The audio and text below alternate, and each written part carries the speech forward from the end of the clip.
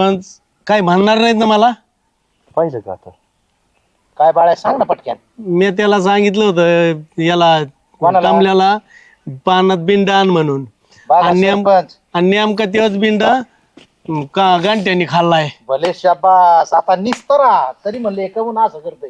अरे बाळ्या काय बिंडा म्हणजे काय असतं नेमकं ते?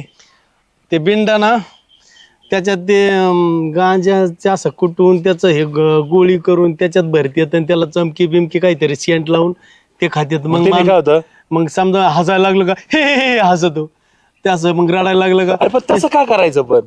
आता ते त्यांनी होतंय तसं, ते खाल्ले नशा होती.